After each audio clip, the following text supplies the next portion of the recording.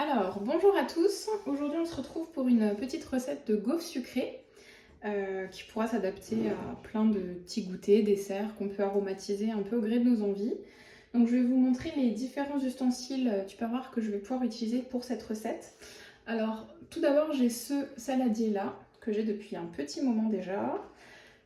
Qui va donc avec le couvercle spécial et qui est spécial pâtisserie. Pourquoi? Parce qu'on peut enlever en fait tout simplement cette partie transparente et qui va nous permettre de pouvoir plonger notre batteur électrique dans le saladier sans faire de projection partout. Donc c'est quand même assez sympa pour éviter de nettoyer toute la cuisine après.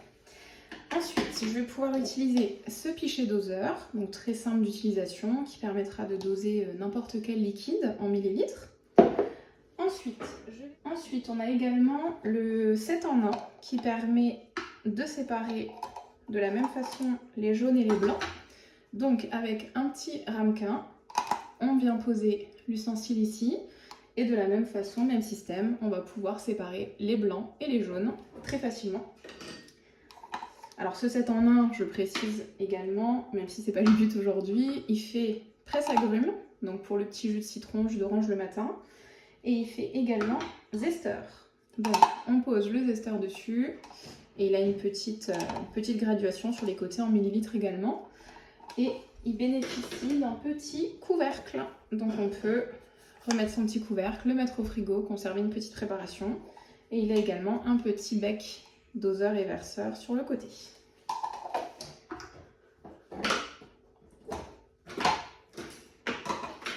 Ensuite, en termes d'ustensiles, on a le fouet plat Tupperware qui est quand même très utile pour tout ce qui est mélange de préparation. Alors, donc pour mélanger à la main, si on préfère le batteur électrique, team fainéant ou pas. Et ensuite, les chouchous, en tout cas mes chouchous à moi, les spatules, donc le grand format, le petit format. Donc ils se complètent toutes les deux, tout dépend les plats pour lesquels on va s'en servir. Donc qui permettront de bien racler le saladier à la fin pour bien bénéficier de toute la préparation. Et en dernier ustensile, j'ai les petites cuillères mesure qui permettent de doser également les liquides puisqu'elles sont en millilitres. Alors hop, dans ce sens-là, qui va de 1, 2, 5, 15 et 25. On va l'utiliser après pour doser notamment la levure chimique. Il peut être également très utile pour le sel, le poivre, les petits condiments de ce type-là. Vous avez vu la petite manique qui permet la petite pince qui permet de les accrocher ou bien de les garder ensemble pour éviter de les perdre vu la petite taille. Et bien sûr, on aura, puisque le but étant de faire des gaufres, le moule à gaufres Tupperware. Donc très souple que je vais poser sur ma plaque du four qui me permettra de faire 4 gaufres à la fois. Alors, on va suivre la recette. Donc je vais commencer par séparer les blancs et les jaunes. Donc je vais vous montrer les deux possibilités. Donc c'est d'utiliser celui-ci. Je casse, je pose. Et de la même façon, on réussit à faire glisser le blanc en dessous et de garder le jaune intact au-dessus. J'espère que vous voyez bien.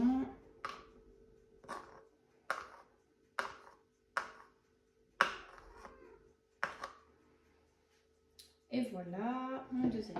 Je vais mettre mes 3 jaunes ici. Hop, donc on va pouvoir utiliser, vous voyez, la première petite spatule pour bien racler.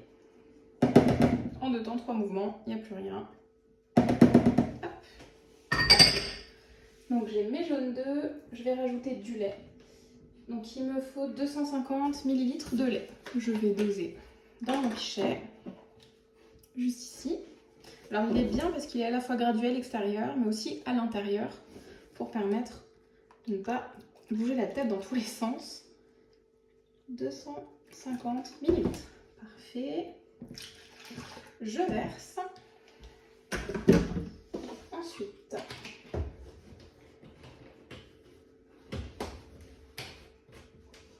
je rajoute ma farine.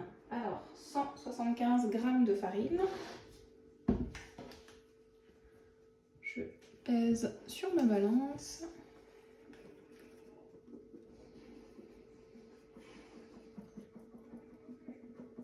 Alors comme il m'en manque un tout petit peu. Je vais compléter avec de la maïzena.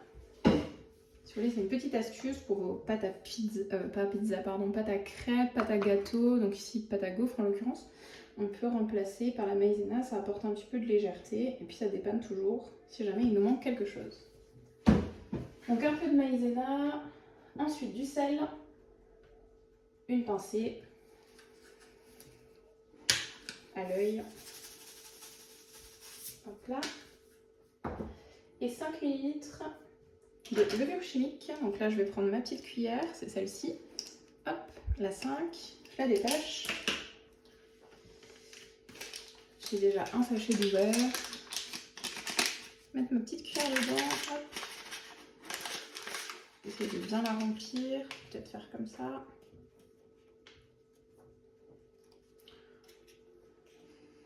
Voilà, donc ma cuillère remplie.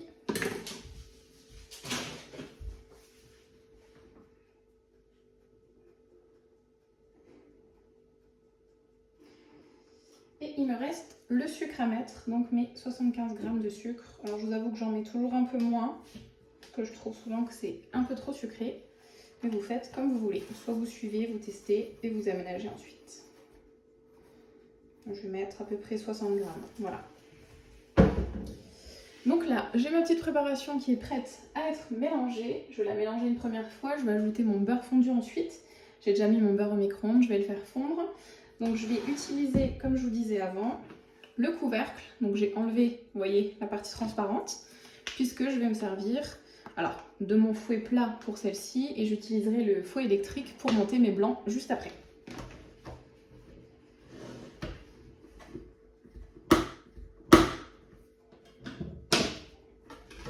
Alors c'est parti, on mélange un bon coup. On n'en met pas partout. C'est quand même génial.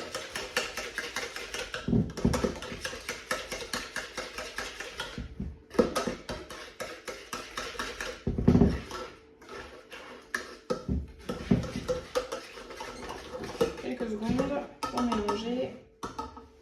Je vous montre. Donc il n'y a même rien sur le couvercle si vous arrivez à voir.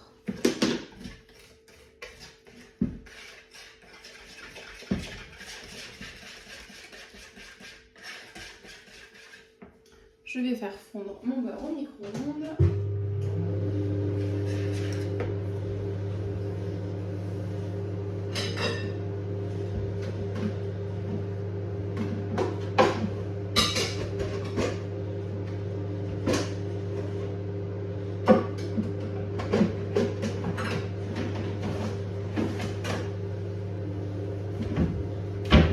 Alors je vais transvaser cette préparation dans le grand saladier du coup.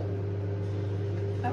Donc je vais utiliser ma grosse spatule pour bien tout racler et ne rien laisser au fond. Économique et écologique pour la vaisselle après. On anticipe un petit peu.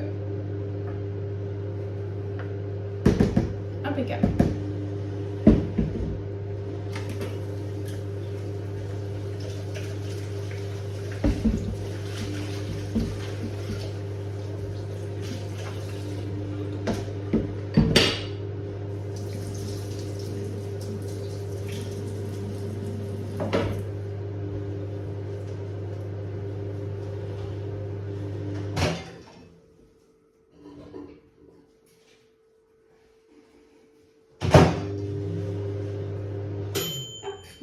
Est fondu. Je vais juste essuyer mon bol que je viens de rincer. Je vais pouvoir mettre mes blancs dedans après.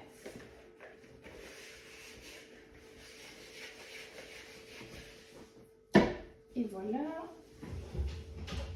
Alors je rajoute mon beurre fondu, je suis dans ma préparation.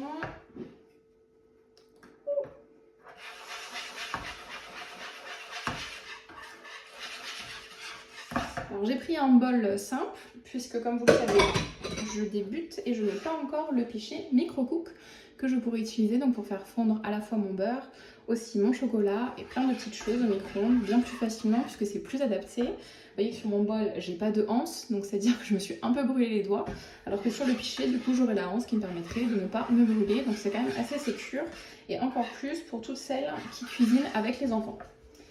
Donc une fois que tout est mélangé, je vais passer à l'autre bol, je vais mettre mes blancs dans mon bol qui a été nettoyé, je transvase. Vous connaissez toute la petite astuce, je lance une petite pincée de sel dans les blancs. Petite. Hop.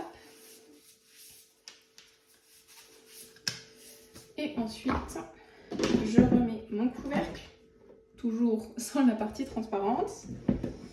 Hop. Et c'est parti pour monter en neige avec le batteur.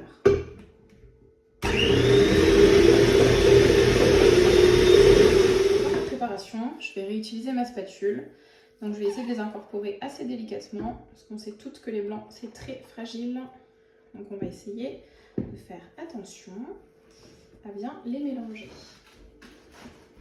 Alors, il faut essayer de ne pas en mettre non plus jusqu'en haut puisque ça va quand même un petit peu gonfler, donc faites vraiment doucement, laissez le liquide se répartir dans le moule tranquillement.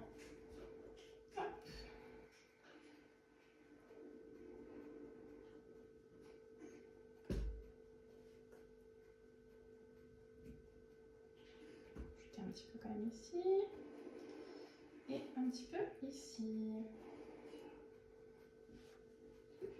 Ensuite en général on essaye de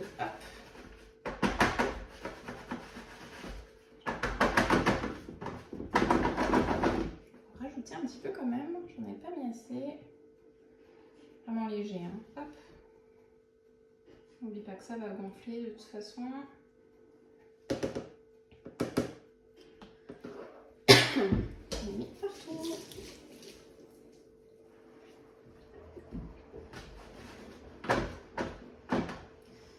Allez, c'est parti pour 3-4 minutes, il est écart.